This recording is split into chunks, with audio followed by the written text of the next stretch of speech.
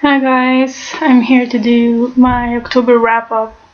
I didn't read as much as I thought I'd do.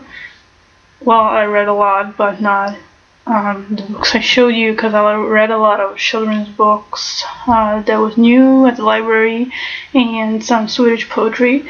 The two I got left at home are these. I finished these today. This is lovely. Gay sex poetry. Awesome. And this I really like this, and this cover is beautiful.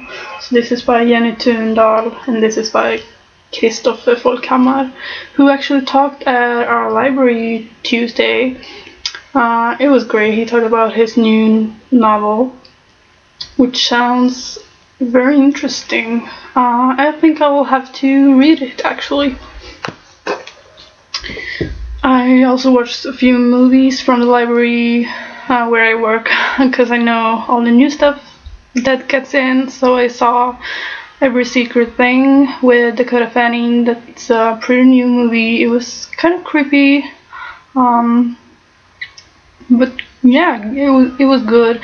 And I saw, what's it called, Effie Gray, about the Ruskin's bride, who she's the first woman to get divorced, and she marries this famous Raphaelite, the artist. I can't remember his name, but he's gorgeous in the movie at least. So yeah, that was really good, so I definitely recommend it. I gotta put the title here.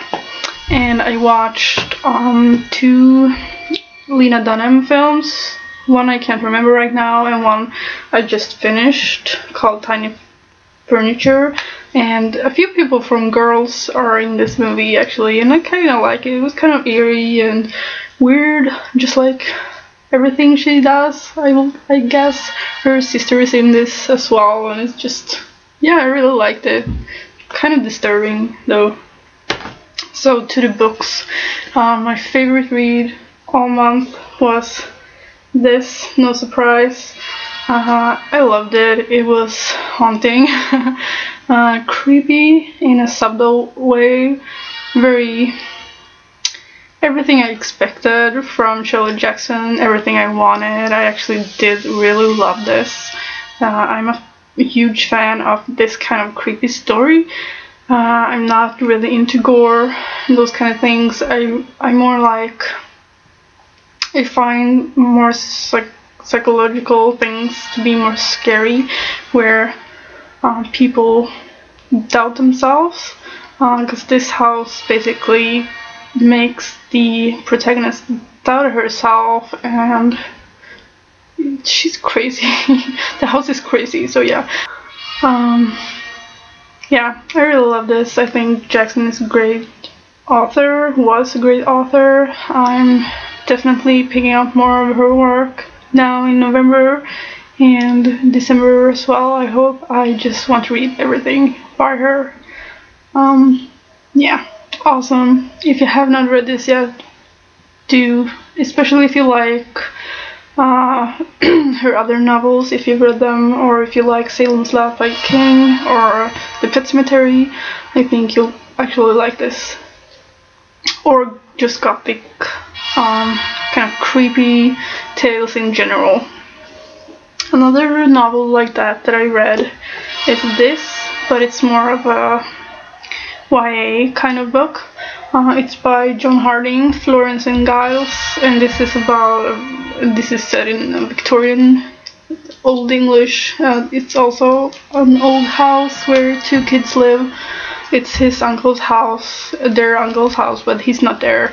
He lives in a city and their parents are dead. They don't know who they were, and they're left with maids and those kind of things. And a new governess comes, and she's batshit crazy, and Florence feels threatened.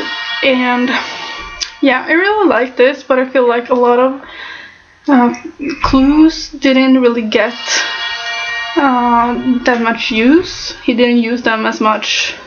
I feel like he could have. I feel like there's a lot of unanswered questions that I would like more proof. I thought, right? if you've read this, please discuss. I have so many theories about Florence and the actual happening in this story that I'd like to just see if someone else thought the same as me. It's really lovely written, well planned, but it left me not finished. It just didn't feel really finished. The ending was soul crushing. I'll tell you, it was so unbelievable. It was believable. He wrote it believable, but I just felt like no, how? But yeah, it's an okay gothic tale. I do recommend it, but still, there's stuff I'd like to discuss with someone. And I read some Agatha Christie as well. The Halloween's Party, which was actually quite good for what it is.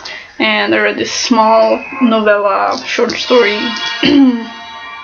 It's the same publisher that I've shown you a few times before. Novelix. They are Swedish and they make these small novella stuff with beautiful covers. And this is no, I didn't read this one. I think I read one of these. I can't remember right now. They're both beautiful, and I'm gonna read the other one before I return them to the library. But yeah, I read one more book. Where the hell?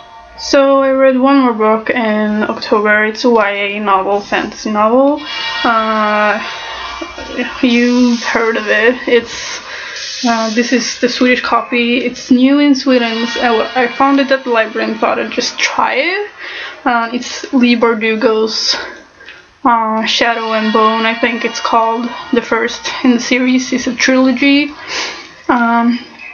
It's a fantasy series about these two young kids growing up together in an orphanage, and they have unexpected talents, and we get to follow the girl Alina through some serious crazy adventure.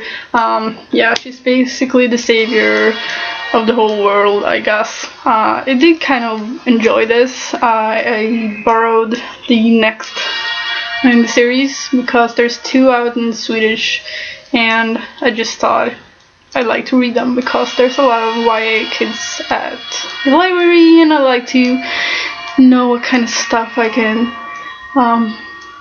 tell them to read, basically. But yeah, I did kind of enjoy reading this. It was so simple. I haven't felt that way since I read Twilight, which I enjoyed reading because I was so into it. I was so into the world and the characters. I really cared about them, and it was nice to just feel that kind of simple but really just feeling again, like I was just so into this. It was nice. So yeah, that's all I read this month. So if you want to discuss any of the books, just write me a comment and I'll talk to you soon. Bye.